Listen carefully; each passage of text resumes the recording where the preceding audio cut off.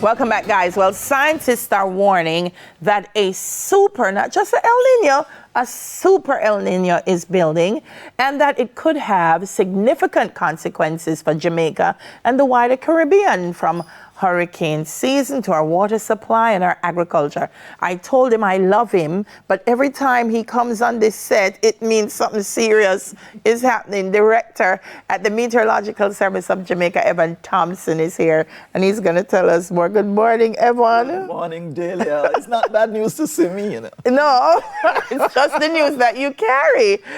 We say the term El Nino frequently enough, but still, you know, it's new to some. So when we say El Nino, what do we mean? Okay. Well, El Nino, it's actually a Spanish term. Yeah. El Nino means the boy. The boy. Child.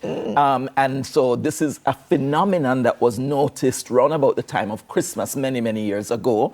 And when it happened, because of Christmas and celebration of the boy child at that time, it was named El Nino.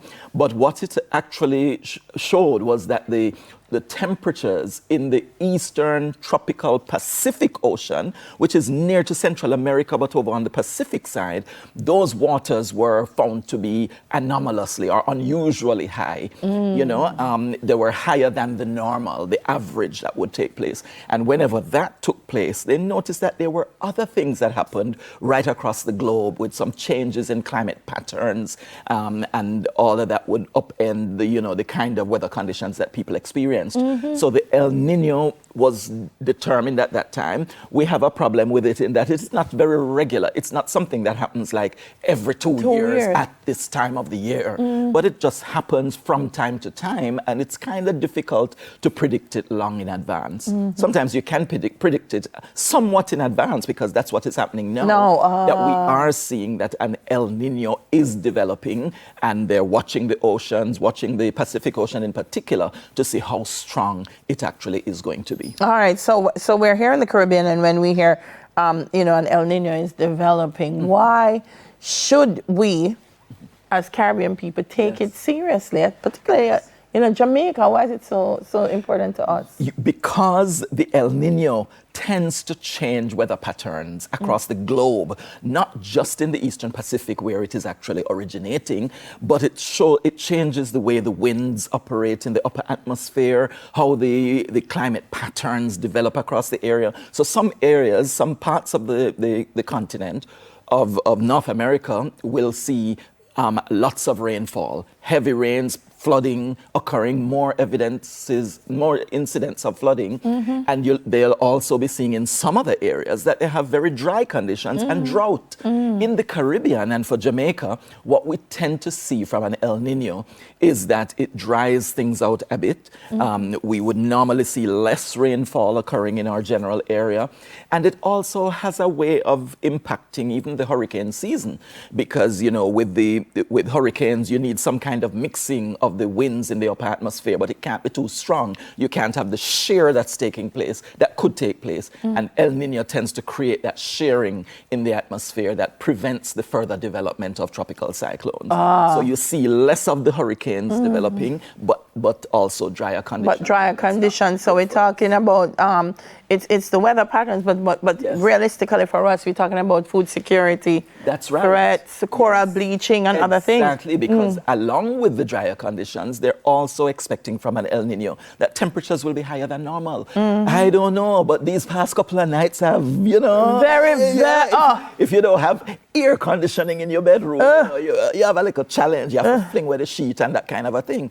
So what we are seeing is that the temperatures are already rising here, not directly related to the El Nino, but with an El Nino, you're likely to see temperatures higher than normal. And this is going into the summer, so that is something worth it's May and it's already this warm. May, yes, and I'm thinking, what's going to happen June, July? It's unbearable. July, August is when the temperatures normally start to soar. So what will we experience? We need to prepare ourselves for that. We really need to. Most Jamaicans are going to think, well, as you already explained it in terms of the hurricane season, because coming on the back end of Melissa, I know a lot of people are really very concerned. Yes. Prepare though, still prepare. It's important. Yes. Hurricane season starts June 1. June 1. That's just in a little while. That doesn't change. Doesn't change. Yes. So we still have to prepare for that. But that's right. Drier conditions it's guys. Yeah. It's going to impact fishing. It's going to impact. Yeah, and it will impact when you turn on your pipe where the water comes Come out out of it. or not. Yeah, because,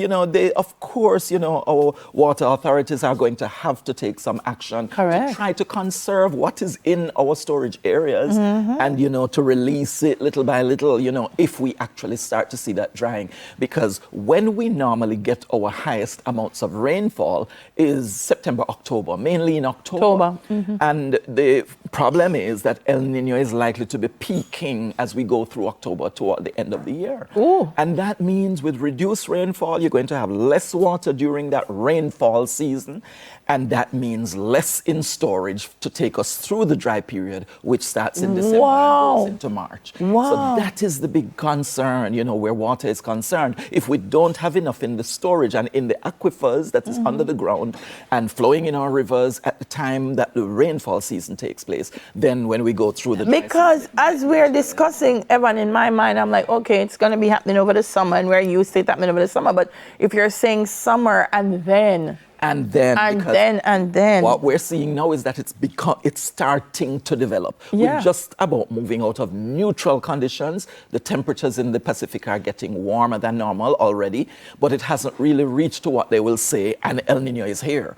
But they expect that by June, we're going to hear the El Nino is here, and then it will build and build and build going through to the end of the year and into next year. It's expected to go through the January, February, what March is period Evan saying to me? Yes. Evan, I thought you were going to tell me that we're in. Event. I thought you were going to tell me that we're in the middle of the El Nino now. not That's at why it's so all. hot. It's just expected. All the models are saying it will develop. And there is a little bit more confidence as we go forward that the models are correct. And that we will see that increase in the development of that El Nino. And as long as the sea surface temperatures rise to a half a degree above normal on average, that's when they say there is an El Nino. And that's a minimal El Nino. But when it gets to 1 degree above the norm, then they say it's a moderate, and it builds until what they're calling a super El Nino, which is where the temperature might be 2 degrees above normal. And that could really mean severe challenges for some. Yeah. Lots of flooding in some areas, bushfires in some areas, and the droughts, and as you mentioned, food security, and that means rising prices. Of we course. Seen that with gas. And that is why I got you see to be forewarned is to be forearmed. That's correct. And I feel like it's May, and if we are already understanding that, listen, the El Nino is coming, and its development, maybe it may not be super, it might be super, and super is. So guys, the best ways we can think of, how are we going to get water to be stored, start practicing how are we going to, manage how we use water. Yes. The greenhouses that Minister Green has been talking about, we have to get them up and start storing the food now. That's right. And, these days we have to think more than one hazard occurring at a time. So now we would normally be preparing for a hurricane season. Yes, we must prepare for the hurricane season. It's really just one hurricane that can cause a big issue, and we saw that last year. We saw that.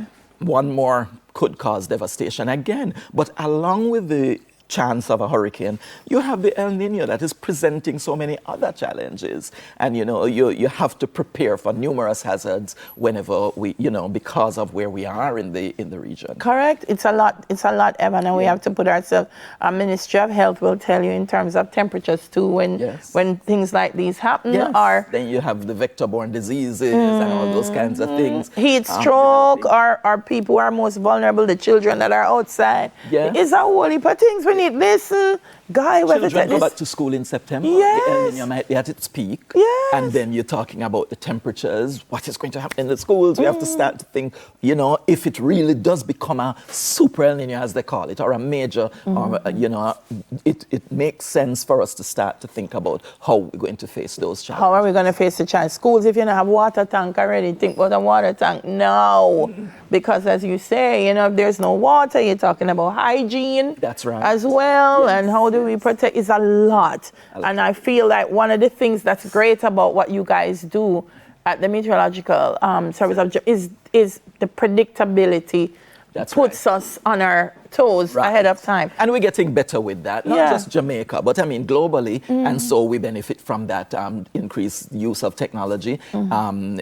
likely artificial intelligence is being brought into the mix as well. So we're getting better predictions of these things, and it's becoming more and more, the level of confidence is increasing. So I think you can rest assured that we will have an El Nino. How strong it will be, we kind of watching, but it seems that it will be a strong one. So it will be a strong one. To be forewarned again is to be forearmed. And we don't have to wait until it's upon us to say, what are we going to do? What are we going to do? We know it. Yeah. We know it's coming. So let's start preparing. Thank you. Yeah, always good. This one was a good one because we get advance notice. That's right. Evan Thompson, Director at the Meteorological Service Jamaica. We're going to take a quick break, and the second edition of news is next.